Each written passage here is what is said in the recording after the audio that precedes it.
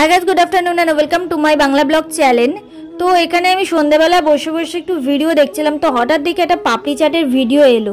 তো আমি পরপর কয়েকটা পাপড়ি চাটের ভিডিও দেখছিলাম যে কিভাবে পাপড়ি চাট করে, কিভাবে বানায়, এটুকুনি দেখছিলাম। কিভাবে কলকাতার পাপড়ি চাট করে একজন ব্লগ করছিল, তারপরে বাড়িতে পাপড়ি চাট শর্টস ভিডিওগুলো বসে বসে আমি একটুখানি চেক করছিলাম। তো হয় না যে একটা খাবারের কোনো ভিডিও দেখতে দেখতে হঠাৎ করে সেটা ক্রেভিং শুরু হয়ে যায়, না এটা যদি একটু সামনে থাকতো, যদি একটু খেতে পারতাম। দেখলে দেখবে মনে, এমনি সময় দেখবে মনে হয় না যে খাই, বাট দেখলে মনে হয় না একটু একটু খেলে ভালো হতো বা কিছু। তো যেই ভাবনা সেই কাজ তোমার মাথায় এলো। তো পাপড়ি চাট বানাতে যে যে সরঞ্জামগুলো লাগে সব কিছুই তো আমাদের বাড়িতেই রয়েছে, তাই ভাবলাম একটু নয় পাপড়ি চাট বানিয়েই নিই, সন্ধ্যেবেলা স্ন্যাক্সের কাজও হয়ে যাবে আর ক্রেভিংসও ফুলফিল হয়ে যাবে। তো তার জন্যে তো আগে পাপড়ি চাটটা তো ঠিক আছে, বাট তার জন্য আগে বানাতে হবে তো পাপড়ি চাটের সেই মিষ্টি চাটনিটা। তো আমি তোমাদের সাথে সেই মিষ্টি চাটনিরই আজকে রেসিপি শেয়ার করব। তো চলো ভিডিওটা শুরু করা যাক। তো এখানে আমি নিয়ে নিয়েছি, এখানে সমস্ত সরঞ্জাম যা যা লাগবে সব কিছু নিয়ে নিয়েছি। এখানে খেজুর নিয়ে নিয়েছি, সেটাকে আমি এরকম টুকরো টুকরো করে কেটে নিয়েছি। তারপরে এখানে নিয়ে নিয়েছি আমি কিছুটা আমসত্ত্ব, যেটাকে কিউব কিউব করে ছোট ছোট একদম স্লাইস করে কেটে নিয়েছি। দেখো তোমাদেরকে আমি দেখাচ্ছি ও কিরকমভাবে কেটেছি, দেখতে পেয়েছো? এরকমভাবে ছোট ছোট কিউব কিউব করে একদম সূক্ষ্ম সূক্ষ্ম ছোট ছোট কিউব কিউব করে কেটে নিয়েছি। আর এখানে নিয়ে নিয়েছি আমি কিছুটা তেঁতুল, এখানে 50 গ্রামের মতন তেঁতুল রয়েছে। তো এটাকে কি করবে, জলের মধ্যে আধা ঘন্টা আগে ভিজিয়ে রাখবে, চাটনিটা তৈরি করার আধা ঘন্টা আগে। তো এখানে আমি নিয়ে নিয়েছি কিছুটা ভাজা মশলা, যতটা প্রয়োজন ততটাই নিয়েছি। এটা কিভাবে বানায় সেটাও আমি এই ভিডিওতে দেখিয়ে দেব, তো তোমরা ভিডিওটা দেখতে থাকো। তো তারপরে আমি এখানে নিয়ে নিয়েছি কিছুটা গুড়।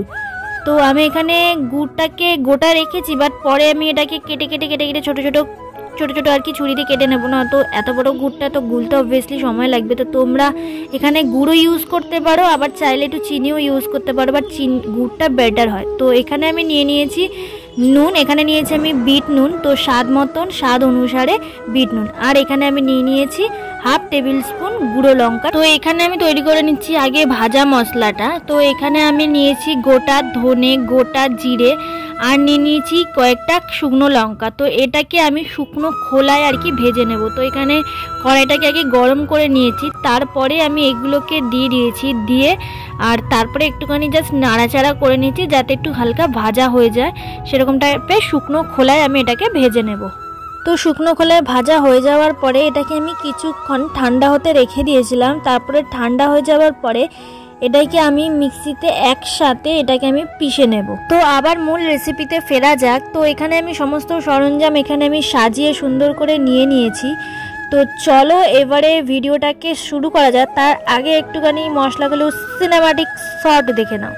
এখানে আমি ওভেনে কড়াইটা বসিয়ে নিয়েছি। তো এটা গরম হয়ে যাবার পরে এখানে আমি রিফাইন অয়েল অ্যাড করব। তো এখানে আমি 1 টেবিল স্পুন মেপে মেপে এখানে রিফাইন অয়েল অ্যাড করব, বাট এখানে যে স্পুনটা আছে এর যে 1 টেবিল স্পুন লেখা রয়েছে সেই মেজারমেন্টের লেখাটা এইবার দেখো দেখা যাচ্ছে, এতক্ষণ দেখাই যাচ্ছিল না, ফোকাসই নিচ্ছিল না, দেখেছো 1 টেবিল স্পুন লেখা রয়েছে। তো এটা মেপেই আমি এখানে 3 টেবিল স্পুন এখানে আমি রিফাইন অয়েল অ্যাড করব।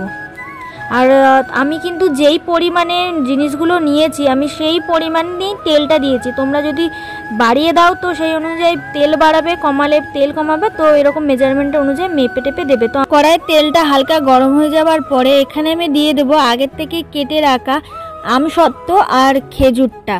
তারপরে এখানে আমি হালকা করে আমসত্ত্ব আর খেজুরটাকে ভেজে নেব। আবার দেখো অল্প ভাজবে, আবার বেশি ভাজতে যেও না, তাহলে কিন্তু জিনিসটা পুরো তিতো হয়ে যাবে, যেটা একদমই খাওয়া যাবে না, চাটনিটা একদমই বেকার খেতে হয়ে যাবে। তো জাস্ট হালকা ফ্রাই করে নেবে। তো এখানে আমসত্ত্ব আর খেজুরটা হালকা ফ্রাই করে নেবার পরে এখানে আমি টক জল দিয়ে দিলাম। এখানে আমি 2 কাপ টক জল নিয়েছিলাম। অ্যাকচুয়ালি যে তেঁতুলটা ছিল সেটা আমি 2 কাপ জলের মধ্যে আধা ঘন্টা ভিজিয়ে রেখেছিলাম। তারপরে ওটাকে ছেঁকে নিয়ে ওর যে জলটা সেটা আমি এখানে অ্যাড করলাম।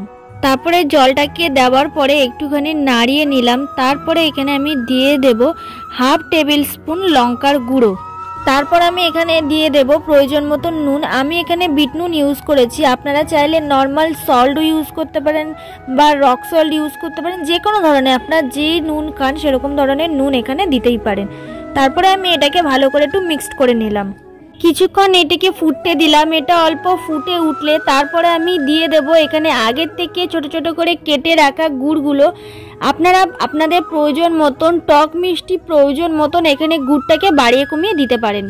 তো গুড়টা দেওয়ার পরে আমি ভালো করে জলটার সাথে এটাকে মিশিয়ে দিচ্ছি। আর কিছুক্ষণ আমি এটাকে ফোটার জন্য এটাকে ছেড়ে দেবো, কারণ এটা হালকা হালকা ঘন হয়ে এলে তারপরে এখানে আমি বাকি জিনিসগুলোকে অ্যাড করব। আর একটা জিনিস মনে রাখবেন, কিছুক্ষণ পরপরই কিন্তু এটাকে নাড়াতে থাকবেন, নয়তো কিন্তু পোড়া লেগে যেতে পারে। তো আমার এখানে একটুখানি গুড়টা কম লাগছিল টেস্ট করে আমি যেটা দেখলাম, তো আমি সেখানে আবার একটুখানি গুড় অ্যাড করেছি। তো কন্টিনিউয়াসলি কিন্তু খুন্তিটাকে নাড়াতে থাকবেন, নয়তো পোড়া লেগে যেতে পারে। তো তারপরে আমি এখানে অ্যাড করলাম আগের থেকে যে ভাজা মশলাটাকে ভেজে রেখেছিলাম, সেই মশলাটাকে আমি এখানে অ্যাড করলাম। অ্যাড করে দেওয়ার পরে এটাকে একটুখানি ভালো করে মিক্সড করে আবার কিছুক্ষণ এটাকে আমি ফুটতে দেব হাই ফ্লেমে।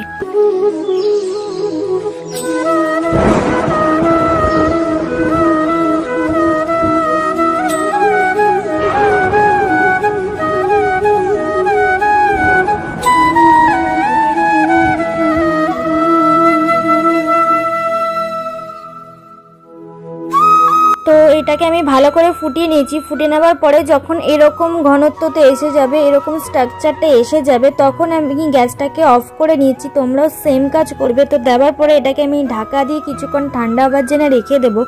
তারপরে এটাকে আমি একটা বাটিতে সার্ভ করে নিয়েছি। এই চাটনিটা কিন্তু তোমরা সমস্ত কিছুর সাথে খেতে পারো। এটা টক ঝাল মিষ্টি চাটনি, তোমরা এটা যে কোনো চাটের সাথে খেতে পারো, যেরকম পাপড়ি চাট, দই ফুচকা, বেল পুরি, দই বড়া, অনেক ধরনের চাট পাওয়া যায়। তো সমস্ত চাটের সাথে কিন্তু এটা খেতে পারো। তো এই সহজ রেসিপিটা যদি বাড়িতে একটু করে নিতে পারো তো তাহলে তো কোনো কথাই নয়। আর আমরা যখন কোনো রকমভাবে পাপড়ি চাট, বেলপুরি বা যাই খেতে যাই না কেন, আমরা আগে খুঁজি কোথায় মিষ্টি চাটনিটা। তো সবাই নিশ্চয়ই খোঁজো। তো এই মিষ্টি চাটনিটা কিন্তু তোমরা বাড়িতেই বানিয়ে খেয়ে নিতে পারো। খুব সহজ আর খুব অল্প উপকরণে তোমরা এই চাটনিটা কিন্তু বাড়িতেই বানিয়ে নিতে পারো। আর এখানে আমি পাপড়ি চাট করেছিলাম, তো তার ওপরেই আমি এটাকে একটুখানি ছড়িয়ে দিচ্ছি। তো পাপড়ি চাট এরকম যে কোনো চাট, পাপড়ি চাট আর আদার্স যে কোনো চাটের সাথে কিন্তু তোমরা এটাকে খেতে পারো, খুব অসাধারণ লাগে। এই চাটনি ছাড়া কিন্তু কোনো চাটই সম্পূর্ণ নয়। এই টক ঝাল মিষ্টি চাটনিটা ছাড়া কোনো চাটই সব চাটই সম্পূর্ণ নয়। তো আমি এটাকে সুন্দর করে সাজিয়ে নিয়েছি। তো তোমাদের যদি আমার এরকম ভিডিও দেখতে ভালো লাগে তাহলে কমেন্ট বক্সে জানিও, আমি নেক্সট আবার এরকম টাইপের কিছু ভিডিও ছাড়বো। আর তোমাদের যদি আমার ভিডিওটা ভালো লেগে থাকে তাহলে অবভিয়াসলি লাইক করে দিও। আর তোমরা অলওয়েজ হ্যাপি থেকো অ্যান্ড স্মাইল করো। তো চলো আজকের মতন ভিডিওটা এই অবধি রাখছি।